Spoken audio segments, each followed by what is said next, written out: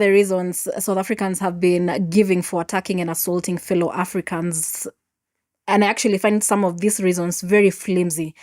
They're saying that Africans are taking up their jobs. You look at the people complaining, they look old, they look ragged and uneducated. So what skills do you have to offer that you feel that are being taken by Africans? And I feel this is what partly informs migration. I feel that this is a colonized mindset, fractured judgment, and primitive thinking. And it is very primitive for you to complain about foreigners coming to your country, taking up your jobs, yet you're unskilled. Sorry, this has to be said. It had to be said. But honestly, what I see here is a pattern to divide Africans. I think about during apartheid, this was the same script that was there before. Africans against Africans. So what happens when you chase out Africans? Do you suddenly get the jobs?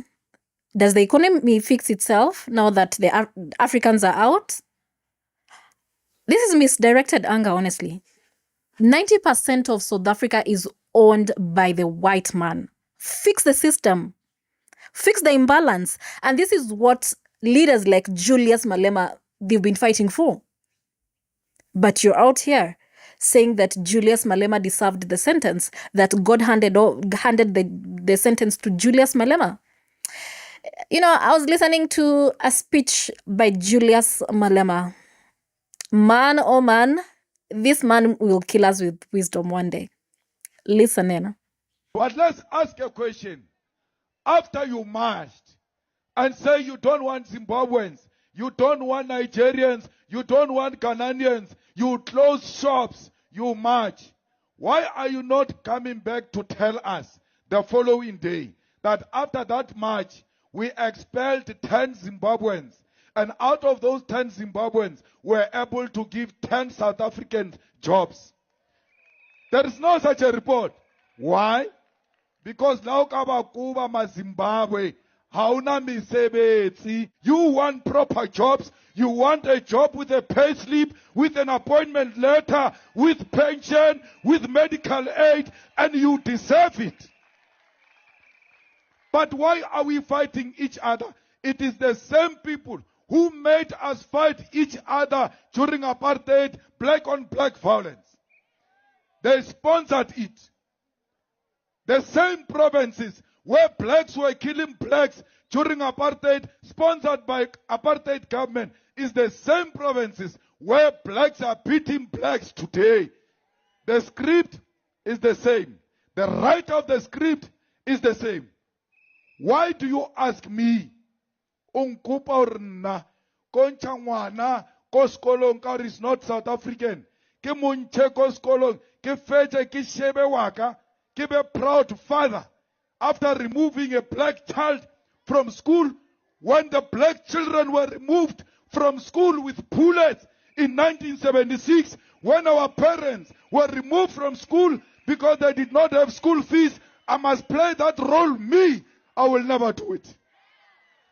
I'm not going to take a pregnant woman out of a clinic because she's not South African. She gives birth of an African child at the gate, and that child dies. And you want me to do that and be proud and look at my children and say, I'm a proud father after I stopped life, after I killed someone? I will not do that. I did not join politics to be voted for. I was too young when I joined politics. These positions that I have came as a result of my participation. I am not in politics to be elected. I'm in politics to articulate a position of African people who have been oppressed for too long. We are not saying any Zimbabwean, Nigerian, Ghanaian must bring crime here. The same way no South African must bring crime here. Anyone who brings drugs, South African or Nigerian, must be dealt with according to the laws of South Africa. Not mob justice. Lena le West, but Northwest. le tshwana le rena ko Limpopo. Ha ba qeta ka Zimbabwe, you must know we are next. Because bo botšiša gore ntho e ke eng ka seZulu ye. Just talk about hack. So you must stop it before it comes to you. Remember, Raba Limpopo were even too dark. They are just going to look at us and say, well, now we don't even have to ask you anything. I coupe. Before it comes to us, let's stop it there and say, let's deal with illegal immigration through the laws of this country. The Minister of Home Affairs is a DA minister, but they never match to the Minister of Home Affairs, who is responsible for illegal immigrants. Why? They are scared of white people. Look at them. When they speak to a white person, they are very respectful. They show manners. When they speak to a black person, they are violent. When is that march going to Cape Town? Because a lot of illegal immigrants, white immigrants, are in Cape Town. Let's see them going to Cape Town and asking whites to produce their IDs.